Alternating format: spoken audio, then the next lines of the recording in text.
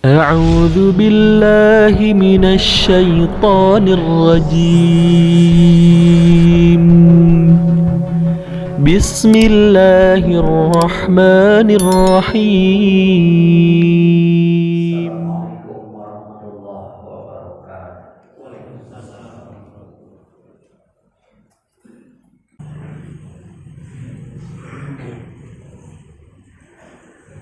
Innal hamdalillah nahmaduhu wa nasta'inuhu wa nastaghfiruh wa na'udzu billahi min shururi anfusina wa sayyiati a'malina.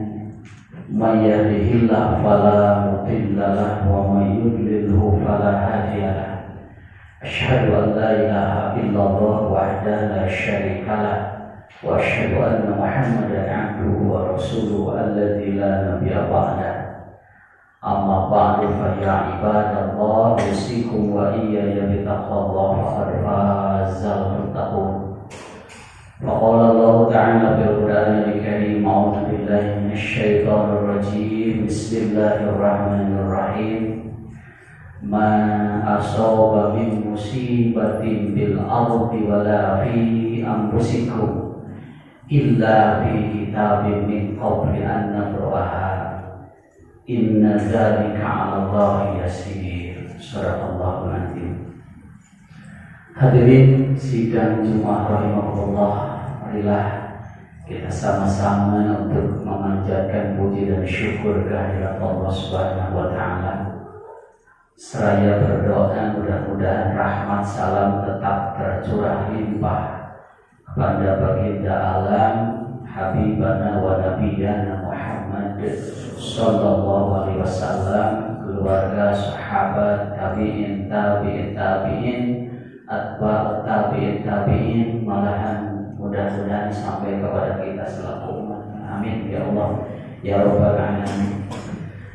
Khatib mengajak, marilah kita senantiasa untuk berikhtiar, berintrospeksi, meningkatkan kualitas diri di hadapan Allah Subhanahu wa taala dengan sekuat tenaga menghadapi pertemuan kita dengan Allah. Apalagi di saat situasi pandemi seperti saat ini, di mana sudah banyak saudara kita yang mendahului kita dipanggil oleh Yang Kuasa. Tidak sedikit saudara kita yang masih terbaring sakit di rumah sakit atau isolasi mandiri di rumah masing-masing. Sementara kita masih segar, bugar, sehat walafiat. Dan ini perlu disyukuri dan dijadikan peluang untuk meningkatkan kualitas diri. Allah menegur kita lewat saudara-saudara kita. Saudara kita yang meninggal, saudara kita yang sakit, sasarannya adalah kita untuk merubah diri. Kalau dengan cara seperti ini kita masih belum berubah, harus dengan cara apa Allah menegur kita? Ini sebetulnya sudah luar biasa. Makanya dalam kesempatan ini izinkan saya untuk menyampaikan beberapa hal. Yang pertama, marilah yakini apapun yang terjadi itu sudah takdir Allah Subhanahu wa taala. Allah berfirman dalam Al-Hadid ayat 22, "Ma asaba min musibatin fil ardi wala fi anfusikum illa fi kitabin min qabli an nabraha. Inna dzalika 'ala Allahi yasir." Tidaklah sesuatu terjadi baik di bumi ataupun dalam diri kalian sendiri kecuali semuanya sudah tercatat sebelum tercipta dan terjadinya. Rasulullah SAW dalam hadis Bukhari menyampaikan sabdanya, "Qaddarallahu al-maqadira qabla an yakhluqas samawati wal ard bi 50 alf sanah." Allah 50.000 tahun sebelum menciptakan langit dan bumi sudah menyusun seluruh rencana apa yang akan terjadi. 50.000 tahun sebelum menciptakan langit bumi, yang terjadi hari ini sudah tercatat dalam rencana Allah. termasuk kehadiran kita pada saat ini. Tidak ada yang kebetulan bagi Allah. Semuanya terencana, termasuk pandemi hari ini adalah takdir Allah. Sudah ada rencana 50.000 tahun sebelum Allah menciptakan langit bumi. Yang kedua, yakini pula bahwa apapun yang terjadi ada keterlibatan kita. Takdir Allah, tapi ada keterlibatan kita. Allah berfirman dalam Asy-Syura 30, "Wa ma asabakum min musibatin fabima kasabat aydikum wa ya'fu an katsir." Apapun yang menimpa kalian, sesuatu musibah yang terjadi pada diri kalian, fabima kasabat aydikum, maka pasti karena ulah tangan kamu sendiri. Ini juga harus jadi keyakinan. Wa ya'fu an katsir, dan sebetulnya sudah jauh lebih banyak yang Allah ampuni. Yang ini terjadi hanya sebagian kecil yang Allah berikan teguran, dan jauh lebih banyak yang Allah ampuni, tidak disiksa hari ini. Sampai Sayyidina Ali mengatakan, Sayyidina Ali karramallahu wajhah mengatakan bahwa jangankan hal yang besar, urat terkilir sekalipun itu sudah menjadi akibat dosa kita sendiri. Dan kalau dosa kita sudah diberikan hukuman hari ini di dunia, kata Sayyidina Ali, Allah terlalu mulia untuk mengulangi siksanya nanti di akhirat. Jadi kalau saudara kita terkena pandemi sehingga meninggal, mudah-mudahan tidak akan terulang rasa sakitnya di akhirat nanti. Karena ini, kata Sayyidina Ali, Allah terlalu mulia untuk mengulangi siksanya ketika sudah disampaikan di dunia ini. Jadi satu sisi ini takdir Allah, sisi lain yakini ada keterlibatan ulah tangan manusia. Apakah kita sendiri atau di antara kita? Yang jelas hukum alam terjadi, bila mana pergaulan terjadi, satu orang berdosa akibatnya akan terasa oleh semuanya. Inilah yang terjadi. Makanya ketika Allah mentakdirkan sesuatu, Allah menciptakan sarana dan prasarananya. Allah menciptakan diri kita, tangan, mata, kaki. Lalu kita diberikan pilihan, ayo mau melangkah ke masjid atau mendatangi kemaksiatan. Ketika kita mendatangi maksiat berarti kita berdosa, disiksa. Itu takdir Allah, tapi karena ulah tangan kita. Maka yang harus kita sadari, apapun yang terjadi izin Allah, tapi atas ulah tangan kita, sehingga kita disiksa bukan zalimnya Allah, tapi karena dosa kita. Bahkan dalam surat Fatir 45 Allah mengatakan, walau yu'akhidullahu an-nasa bima kasabu ma taraka 'ala dhahriha min dabbah, kata Allah. Seandainya Allah menyiksa manusia sesuai dengan dosa-dosanya, Allah tidak akan menyisakan seorang manusia pun, seekor binatang pun di atas muka bumi ini, kalau Allah menyiksa sesuai dengan dosanya. Maka tadi dikatakan dalam surah 30, wa ya'fu an katsir, sebetulnya sudah sangat banyak yang diampuni, yang disiksa hari ini hanya sebagian kecil. Kalaulah Allah berkehendak menyiksa manusia atas dosanya, maka tidak akan tersisa seorang pun di muka bumi ini. Ini hanya sebagian kecil yang Allah berikan kepada kita. Tujuannya apa? Walakin yu'akhiruhum ila ajalin musamma. Allah tangguhkan kepada waktu yang tertentu, diberikan peluang untuk berubah diri kita. Maka ini peluang, saudara kita meninggal, saudara kita sakit, yang jadi sasaran adalah kita apakah menjadi kebaikan atau tidak. Maka ini yang akan lebih rugi terjadi pada kita kalau saudara kita sakit, kita tidak bisa berubah perilaku kita. Ini PR buat kita. Yang selanjutnya perlu juga dipahami, perlu juga kita lakukan.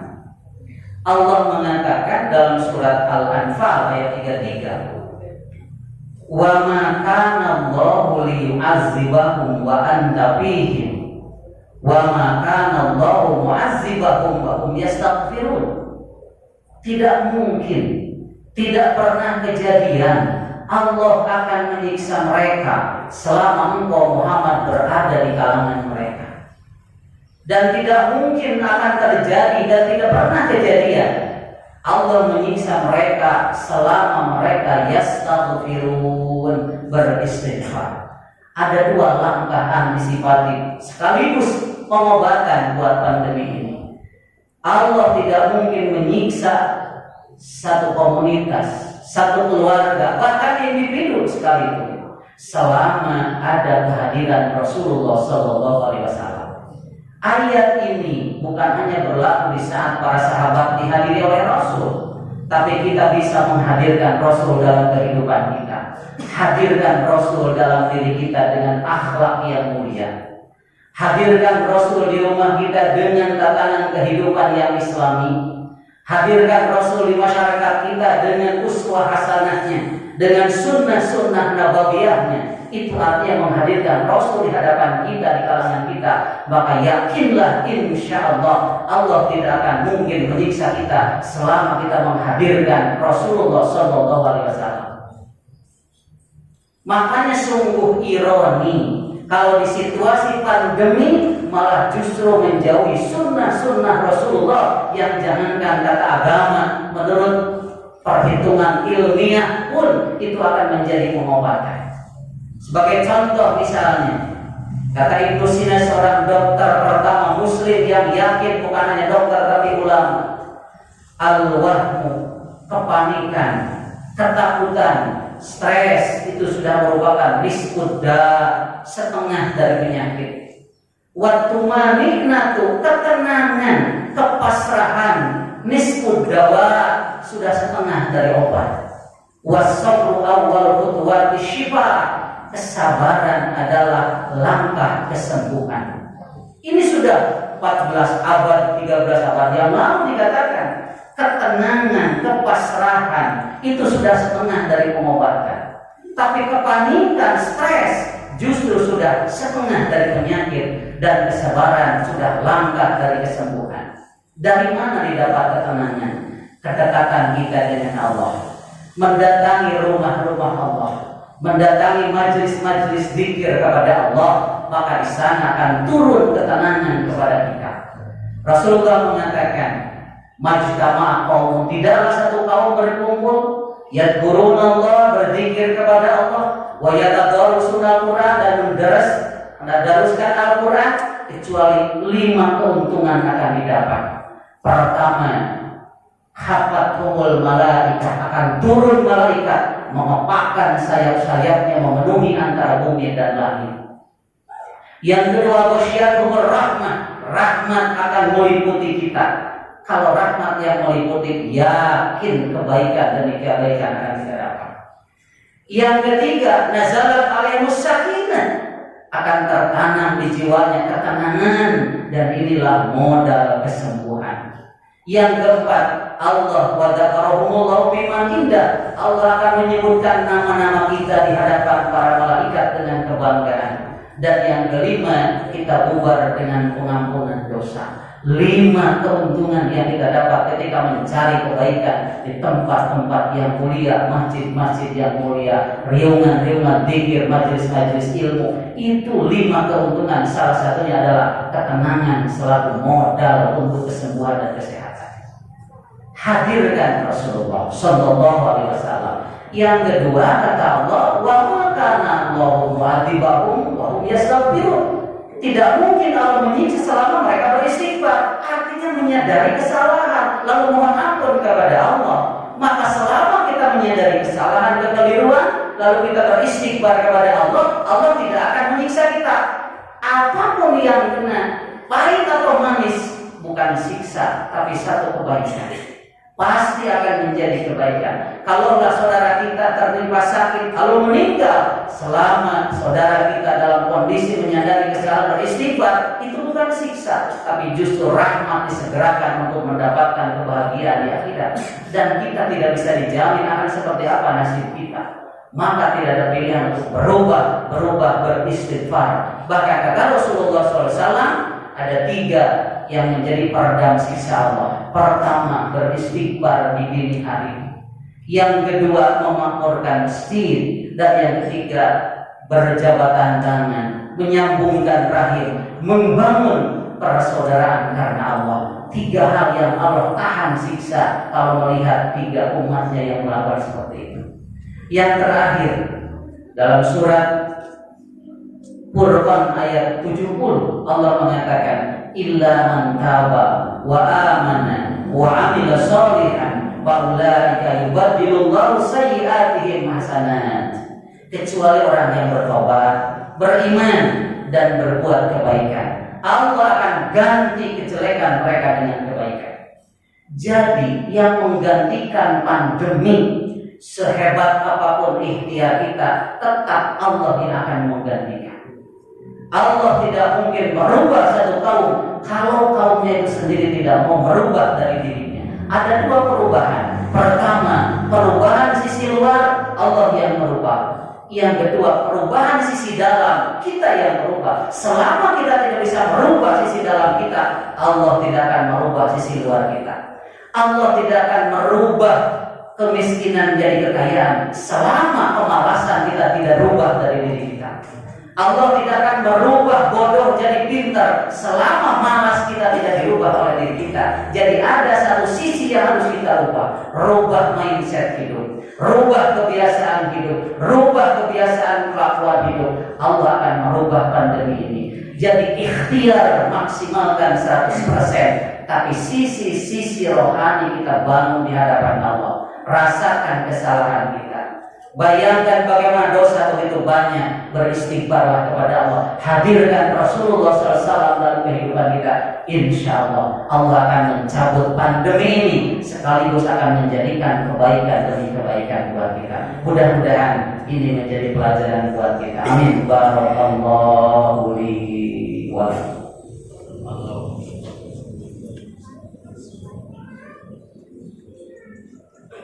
Alhamdulillahirabbil alamin, wassalatu wassalamu ala nabiyyina Muhammadin khatamil anbiya'i wal mursalin wa ala alihi washabbihi ajmain. Asyhadu an la ilaha illallahul malikul haqqul mubin wa asyhadu anna Muhammadan abduhu wa rasuluhu shadiqul wa'dil amin. Amma ba'du, fa ya ibadallah, usikum wa iyaya bi taqwallahi qad fazal muttaqun. Faqala Allah Ta'ala fil Qur'anil Karim, a'udzu billahi minasyaitonir rajim. Bismillahirrahmanirrahim. Ittaqullaha haqqa tuqatih wa la tamutunna illa wa antum muslimun. Amma ba'd.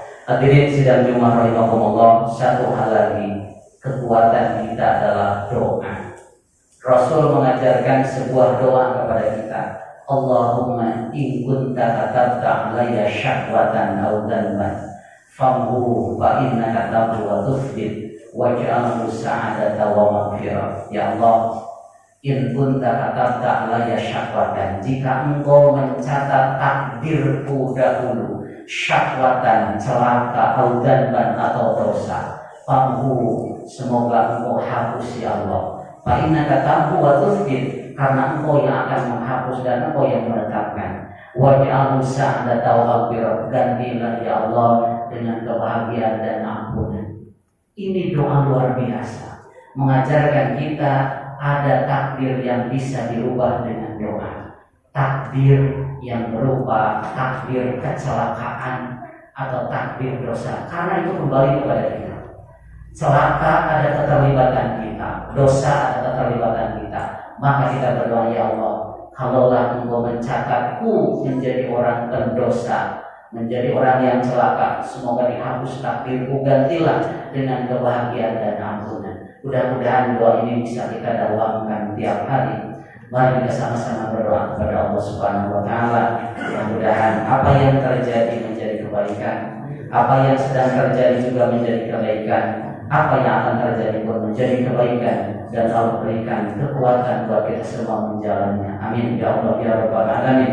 Allahumma ighfir lil mu'minina wal mu'minat wal muslimina wal muslimat al ahya'i minhum wal amwat bi rahmatika ya arhamar rahimin. Allahumma ighfir lana wa li walidina ولإخواننا الذين سبقونا بالإيمان ولا تجعل في قلوبنا غلا للذين آمنوا ربنا إنك رؤوف رحيم اللهم إنا نسألك من الخير كل عاجل وآجل ما علمنا منه وما لم نعلم ونعوذ بك من الشر كل عاجل وآجل ما علمنا منه وما لم نعلم بسم الله الذي لا يضر مع اسمه شيء في الأرض ولا في السماء وهو السميع العليم اللهم إنا نعوذ بك من البرص والجنون والجذام ومن سيء الأسقام اللهم رب الناس مذهب البأس اشفنا يا رب وإياهم أنت الشافي لا شافي إلا أنت شفاء لا يغادر سقما نسأل الله العظيم رب العرش العظيم أن يشفينا وإياهم اللهم إن كنت كتبت علينا شهوة أو ذنبا فمه فإنك تمحو وتثبت واجعله سعادة ومغفرة ربنا لا تزغ قلوبنا بعد إذ هديتنا وهب لنا من لدنك رحمة إنك أنت الوهاب ربنا هب لنا من أزواجنا وذرياتنا قرة أعين واجعلنا للمتقين إماما ربنا آتنا في الدنيا حسنة وفي الآخرة حسنة وقنا عذاب النار سبحان ربك رب العزة عما يصفون وسلام على المرسلين والحمد لله رب العالمين وصلى الله على